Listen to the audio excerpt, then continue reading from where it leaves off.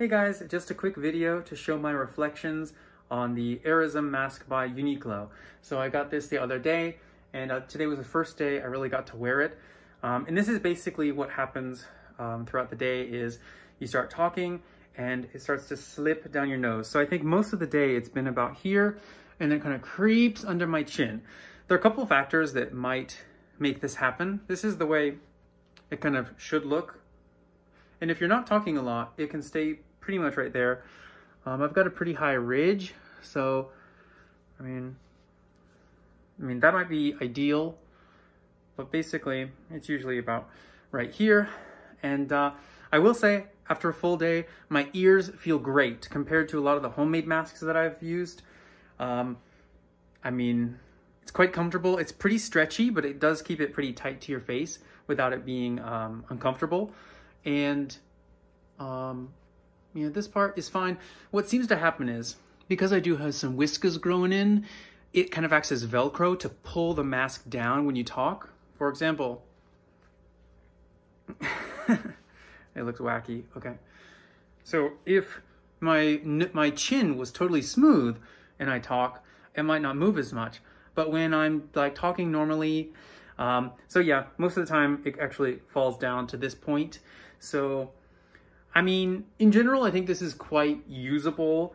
I guess it's less stuffy than other masks that I've used with just regular cloth.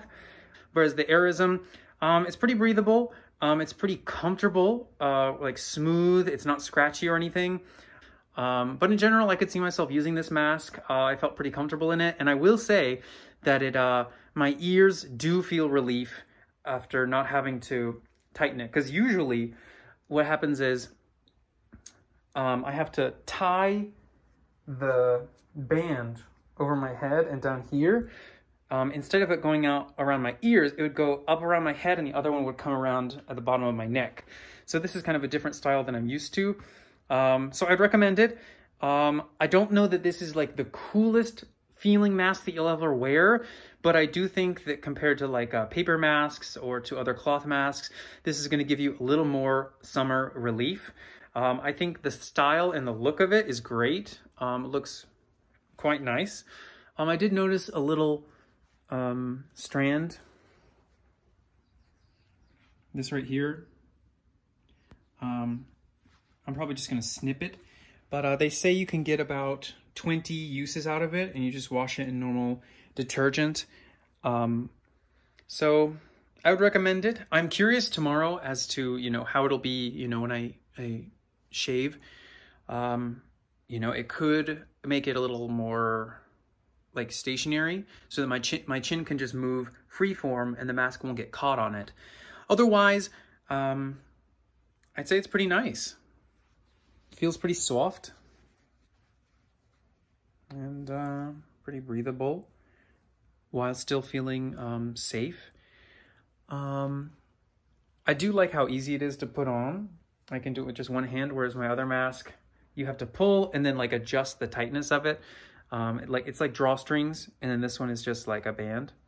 What I did notice though is if I kind of roll, see this bottom part with my thumb, I just kind of roll it under and then park it on my chin, then it's less likely to fall down because the Velcro of my chin whiskers actually keep it from moving.